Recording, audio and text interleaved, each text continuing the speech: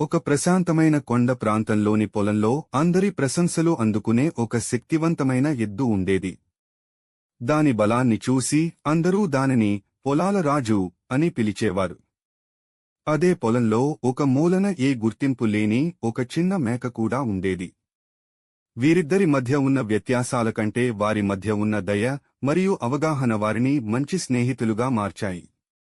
ఒక తుఫాను ఉదయం ఒక పెద్ద పోటీ కోసం సిద్ధమవుతున్న సమయంలో ఎద్దు కాలు జారి గట్టిగా పడిపోయింది. అది కనీసం నిలబడలేని స్థితికి చేరుకుంది. పశువైద్యుడు దానిని పరీక్షించి, రేపు ఉదయం కల్లా ఈ ఎద్దు నిలబడకపోతే దాని బాధను అంతం చేయడానికి చంపేయాల్సిందే అని చెప్పాడు. ఇది విన్న మేక ఆ రాత్రంతా చలిలో వణుకుతూ ఎద్దు పక్కనే ఉండి దానికి ధైర్యం చెబుతూ ఓదార్చింది. మరుసటి రోజు ఉదయం మేక ఇచ్చిన ప్రోత్సాహంతో ఎద్దు ఎలాగోలా కష్టపడి పైకి లేచింది. రైతు తన ఛాంపియన్ తిరిగి లేచినందుకు సంతోషించాడు. కాని ఎద్దు లేవడానికి అసలు కారణం మేక అని మిగిలిన జంతువులకు తెలుసు. కొన్ని వారాల తర్వాత ఎద్దు కోలుకుని నగరంలో జరిగిన ఒక పెద్ద పోటీలో గెలిచింది. ఇంటికి తిరిగి వచ్చిన ఎద్దుకు ఘనస్వాగతం లభించింది. ఆ సంతోషంలో విందు చేసుకోవాలని నిర్ణయించుకున్న రైతు మేకను కోసి వంట చేయమని చెప్పాడు. ప్రాణభయంతో మేక తన స్నేహితుడైన ఎద్దు వైపు సహాయం కోసం చూసింది. కాని కొత్తగా వచ్చిన కీర్తి ప్రతిష్టల మత్తులో ఉన్న ఎద్దు, నేను బిజీగా ఉన్నాను అని నిర్లక్ష్యంగా ముఖం చాటేసింది.